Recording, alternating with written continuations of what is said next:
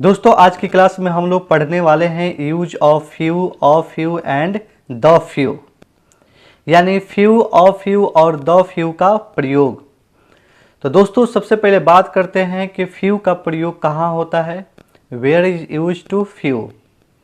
दोस्तों याद रखिए, फ्यू का प्रयोग नहीं के बराबर, अल्प या नगण्य के अर्थ में संख्या यानी नंबर का बोध कराने के लिए प्लूरल काउंटेबल नाउन के पहले होता है। यह नेगेटिव मीनिंग रखता है, जैसे आई रेड फ्यू बुक्स, जिसका अर्थ हुआ I did not read many books. मैंने नहीं के बराबर संख्या में पुस्तकें पढ़ी। दोस्तों कहने का मतलब यह है कि पॉजिटिव आइडिया यानी सकारात्मक विचार को एक्सप्रेस करने के लिए फ्यू का प्रयोग नहीं होता है। आए बात समझ में। चलिए आगे बात करते हैं कि ऑफ फ्यू का प्रयोग कहाँ होता है। Where is use to of few.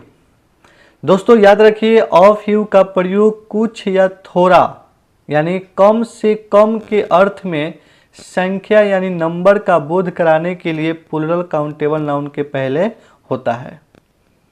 यह पॉजिटिव मीनिंग रखता है, जैसे I read a few books, जिसका अर्थ हुआ I read at least some books.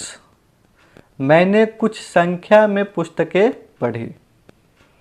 तो दोस्तों कहने का मतलब यह है कि नेगेटिव आइडिया यानी नकारात्मक विचार को एक्सप्रेस करने के लिए ऑफ फ्यू का प्रयोग नहीं होता है।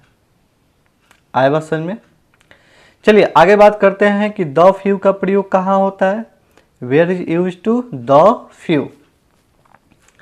दोस्तों याद रखिए, द फ्यू का प्रयोग जो कुछ है थोड़ी संख्या में, या संख्या तो कम है पर पूरा का पूरा, या संख्या तो कम है पर सब का सब के अर्थ में प्लूरल काउंटेबल नाउन के पहले होता है।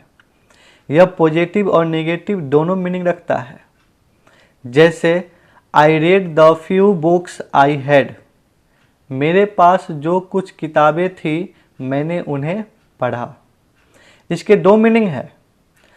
पहला, I read all the books I had, ये आपका पॉजिटिव मीनिंग हो गया। दूसरा, the books I had were not many, यह आपका नेगेटिव मीनिंग हो गया। आए बात समझ में।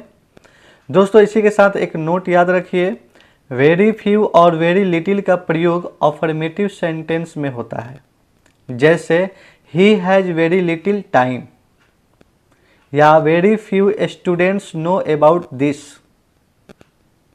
आए बात समझ में। तो बस आज की क्लास में इतना ही। फिर मिलते हैं एक नए वीडियो के साथ, तब तक के लिए नमस्कार।